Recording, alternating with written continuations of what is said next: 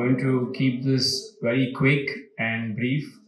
Um, and Dr. Joven took us through the whole history of how mechanical thrombectomy from stroke has evolved over the last 10 to 15 years.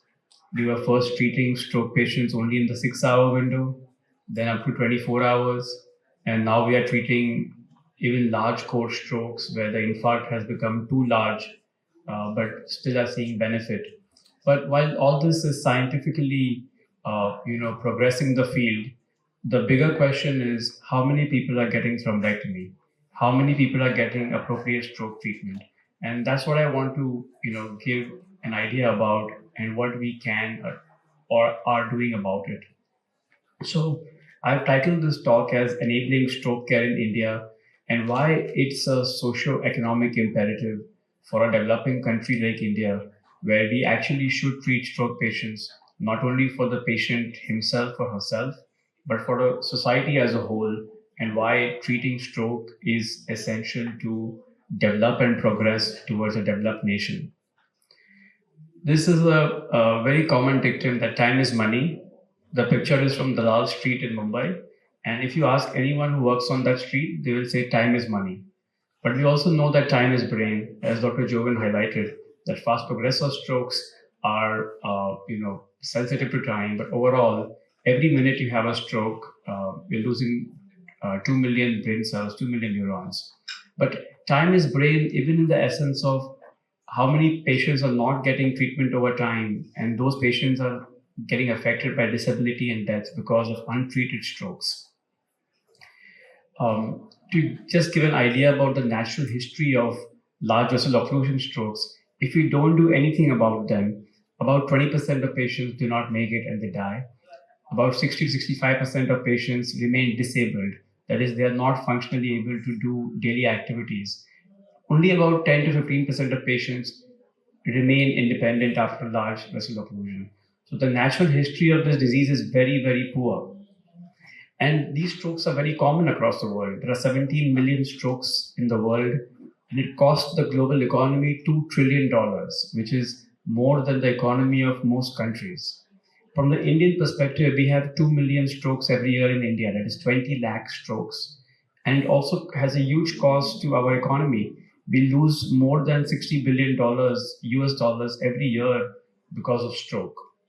So we know that in 2015, we showed that mechanical thrombectomy works in the early time window. In 2018, we extended that to 24 hours. And in 2023 and onwards, we are treating more and more indications. We are expanding which patients we can treat, large core. Hopefully next year we'll have some data on distal vessel occlusion, median vessel occlusion. But thrombectomy has been revolutionary. Well, this was a natural history, but when we offer thrombectomy and assuming that each and every patient receives thrombectomy, immediately the good outcomes improve. More than 50 to 60% of patients become functionally independent. The amount of patients who die will also reduce because large core thrombectomy has shown mortality benefit. So the natural history is very bad, but if we offer thrombectomy to all, we can significantly move the needle towards functional independence for these patients. Of course, we have seen rapid increase in utilization of thrombectomy across the world.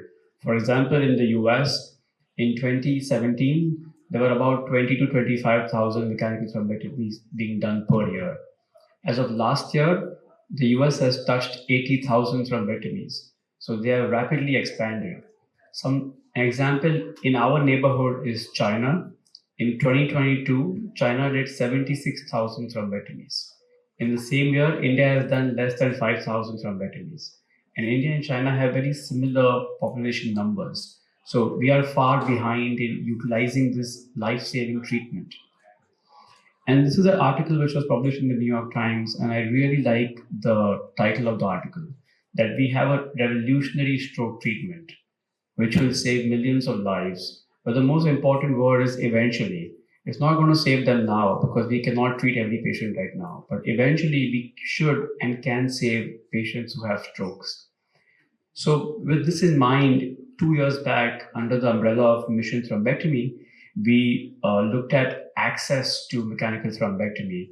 We queried more than 75 countries, 900 doctors were interviewed as to how many patients in your geography or in your country are getting mechanical thrombectomy.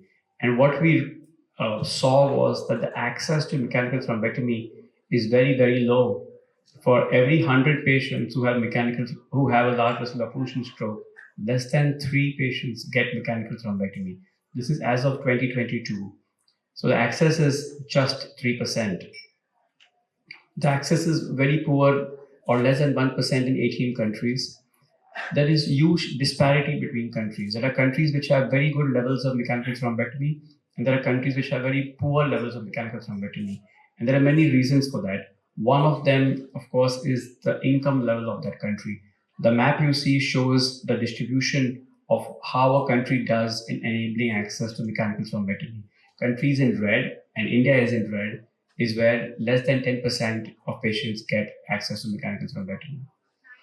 So a very key metric used by companies or businesses or any commercial ventures is annual recurring revenue. So if you have a company and you want to see how good the company is doing, you look at how much money the company makes every year, uh, and that's called annual recurring revenue. I think for treatments such as mechanical thrombectomy, especially which are so powerful and can prevent death and disability, we should come up with a metric like annual recurring lives impacted, ARLI. And that is something which we need to do, because if we are to exponentially scale access, we need to really monitor how many lives we can save by offering a treatment which has proven to work. There are two major factors which could be addressed, uh, which can improve access to mechanical thrombectomy. One is, of course, the cost of the device. We have many devices in the market in the West right now, but the cost of the devices remains terribly high. And one of the factors is cost. For example, in India, the per capita income is 2,200 US dollars, but the cost of the stent retriever is more than the per capita income in India. So it's pretty unreasonable to expect that someone who earns less than what a stent retriever costs in a year should have to pay for it to receive this life-saving treatment. The second, and not as much of a problem, but will eventually become a problem, is device performance. We are still just in the early phases of the technology for mechanical thrombectomy. Cardiology has a 35-year upstart in terms of technology as compared to neurology or neurosurgery and radiology. So better devices which are easier to use, safer to use, can remove tough clots, can work in the setting of intracranial atherosclerosis, has a lower learning curve, can spread throughout the world, will be important as we scale up access to mechanical thrombectomy. So device cost, device performance, both can be and should be addressed to improve access to mechanical thrombectomy. So towards this cause, we've devised an approach called the people approach. The people approach stands for perspective, optimization, leverage, and engagement. And I'll walk through each of these 4 pillars and try to give what I am trying to convey in the context of improving access to mechanical thrombectomy. By perspective, I mean that we know that mechanical thrombectomy is a cost effective treatment. There is no doubt about that. The average age of an LVO stroke in the West is 70 years. The average age of an LVO stroke in India is about 50, 55 years. So if you reperfuse a 55-year-old stroke patient and prevent disability, that treatment is going to be very cost effective, because that person can still remain employed, can still do work, and can meaningfully generate income for the family and the society. So it's a cost effective treatment, no doubt. But there is something more to that. The treatment needs to be affordable. Who is going to pay for the treatment up front despite the treatment being cost effective? Tomorrow we may have a treatment for something which can cost 10 crore rupees and still be cost effective, but who can pay 10 crore rupees for that treatment? So cost effectiveness is different from affordability. So if you want to have a true perspective of a treatment, we cannot just look at cost effectiveness. We need to make it affordable. And this is important and has been recognized in other parts of the world. When doctors went to the Brazilian government to get thrombectomy reimbursed based on the data generated in US and Europe, the Brazilian government asked them to perform the trial in Brazil to show that can we deliver the same outcomes which we see in US and Europe before they could reimburse it.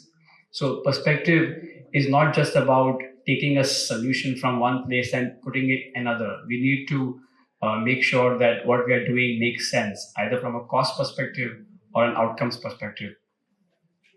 And this has played out in India as well. Um, Coronary stenting as a treatment has been around since 1990s, and it took almost 2.5, 3 decades for us to really ramp up our PCI volumes, our coronary intervention volumes in India. And a large part of that was because the cost of the coronary stent was capped by the Indian government.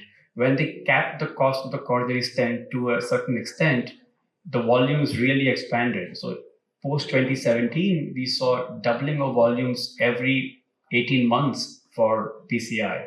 So we know that if we can control costs, we will improve access to life-saving treatment in India. The second pillar is optimization. And here I want to spend some time on device design as a pillar of optimization. We can spend millions of dollars, we can spend a lot of money to improve a device by 1%. And those are what we call as delight factors. So this graph on the y-axis has cost, on the x-axis has performance. So if I spend 100 rupees to add one feature to a device which improves its efficacy only by 1%, that's a delight feature. In the context of thrombectomy devices, they can be something like, okay, this device can go through an 017 microcatheter, or it is, there are multiple sizes available, but we don't really need that to perform thrombectomy. Those are delightful features. What we need is value-based features where small amounts of investment can improve the efficacy or safety of the device substantially. In the context of mechanical thrombectomy, value-based features would be where we can improve first pass effect, where we can improve efficacy against tougher white clots, where we can improve efficacy in the setting of intracranial athero. It is more common in India than other countries. So optimization is very important. And optimization is not only in device design, but it's in technique.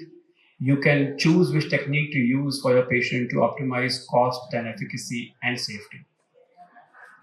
A good example is this company Goodyear, which makes tires. They came up with the concept to have fluorescent tires, which is actually a delight feature. You have a car, you have a tire which glows in the dark, but it did not get any traction. No one bought it. Who wants to pay extra money to get tires which shine at night? The job of the tire is to take you from place A to place B. Similarly, we should think about thrombectomy devices. That device should open up the artery safely and quickly and in a cost-effective manner. It should be affordable. We don't want fancy devices which can, have a 0.5% increase in reperfusion rate for $1,000 more. That's a complete waste.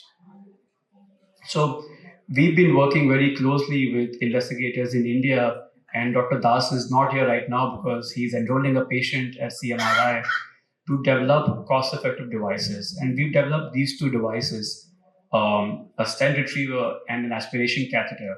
And they've been built using the value-based design approach. We are trying to build a very reliable, accessible, practical stroke thrombectomy kit, which can deliver mechanical thrombectomy at a price point which makes sense and scale up the treatment. The third pillar is leverage. And by leverage, I mean not only in the sense that in the device development sense, but also in the treatment administration sense. The device development sense, we need to leverage our strengths. Today, most devices we use are developed outside India, and then they come to India, and it's a hand-me-down, and then we just use them. That actually is creating a loss of opportunity for us to develop them on our own. Because if we do that, then we can control cost, We can develop devices which make more sense for our patients, and we can create jobs while doing that. For example, the M1 or the distal M1 or M2 arteries in India are smaller than the West. So right now, the buzz, if you go to the US, is to use large bore catheters for mechanical thrombectomy, 088 or 090. I don't think we need an 088 catheter in half of the Indian patients when the arteries are smaller. So we need to leverage our strengths and make what we need for ourselves. So we've been doing that to generate data in India, to do R&D in India, to do trials in India, to get devices approved for our own use. Another way to look at leverage is to leverage existing infrastructure to offer stroke treatment. Cardiac cath labs are far too many right now in India as compared to dedicated neuro cath labs. These need to be upgraded, or processes need to be put in place to be used for stroke treatment. Something else is the workforce. We have many, many more interventionalists, cardiac or peripheral, than neurointerventionalists. It's a politically charged topic outside India as to should non-neurointerventionalists perform thrombectomy or not. I think if the option is between no treatment and some treatment is always better. So we should be creative about training workforce from different disciplines to offer thrombectomy. And we wouldn't be the first ones. Japan has been training emergency medicine physicians for thrombectomy. So we could be more aggressive as to how to rapidly expand workforce and leverage them. The third is affordable devices, as we spoke about. And the fourth is telemedicine. Today, most people in this room, I think all of them, would have a smartphone. And smartphone penetration in India is very, very good. More than 500 million people, or 55 crore people in India have a smartphone. That's a powerful technology which can be leveraged to offer telemedicine for stroke detection, stroke awareness, moving patients from where they are to the primary stroke center, getting them diagnosed. So we should be investing in technologies which we have right now, which we are using for other means like banking or ordering on Swiggy or ordering food on Uber Eats, to actually use for our own health. The fourth pillar is engagement. And engagement, I mean, is regulatory engagement, that we have relied on devices or technologies or data generated outside India. But I think it's time we focus to do it on our own and then bring those solutions to the world, which is far more cost effective and helps us build our own capacity. Another way to look at engagement is to engaging the public to increase awareness. And this is something I think we know how to do. I think many of you might remember there was this campaign of ice water bucket challenge, where you would take a bucket of water, put ice in it, and pour it on your head. It was for a disease which affects very, very few people, for ALS, and it became viral. But no stroke awareness campaign has gone viral yet. We know how to take things viral if we put our heads to it, but we need to leverage those mechanisms to make stroke awareness viral. It will be far more effective and far more prudent as a society to do ice water bucket challenge for stroke than do it for ALS. Second is policy and reimbursement. We've spoken today earlier in the day about how to improve reimbursement, how to upfront pay for the device. And we have Ayushman Bharat as a scheme which is trying to pay for thrombectomy. State level schemes are existing. And I'm sure at every hospital there is some barrier to access these schemes which can pay for mechanical thrombectomy. I think administrators and doctors need to be far more aggressive to get access to them so that patients don't have to pay upfront. Third, I think this we can do more and more is a twinning program where high volume Indian centers can team up with high volume centers abroad to learn best practices. We don't want to reinvent ourselves, do the same mistakes which they've done in the past. We can just leapfrog and adopt better methods, better techniques. And fourth is what we are doing right now, is to do workshops and do stroke clubs. I'm sure at least most of you will take home something which you may not have known, or you now know better than before. So we are doing the grassroots trial in India to get an affordable stent retriever approved in the Indian market. Dr. Das is enrolling his second patient right now. We have 10 patients enrolled in India. This was a picture from our first patient in February. Um, we have seen some signal of superior efficacy in intracranial athero cases as well with our devices, which makes it more prudent to be used in the Indian and Asian populations. This was the first case at AIMS in Delhi 3 months ago. Now we've had 3 patients treated with our devices in Delhi. He did the first enrollment in Kolkata on 4 December, and today is the second enrollment at CMRI. We've treated more than 200 patients across the world. Our devices and technologies available in Thailand commercially. It is being sold. It is far more affordable than existing devices and performs as well or better in some cases. So the first few slides I showed you was that time is money. We know that. Time is brain. We know that. But the question is, money is brain. If you have money, you can save brains because access in rich countries is far higher than in poorer countries. So I think it's time we be creative and make sure that money is not brain to save patients. So coming back to what should our ARLI be? Annually, how many lives should we save using mechanical thrombectomy? And our goal is that in India, we should be doing 400,000 mechanical thrombectomies to treat every large vessel occlusion stroke. And that would probably, make our path to a developed nation far more easier than what it is right now. So thank you.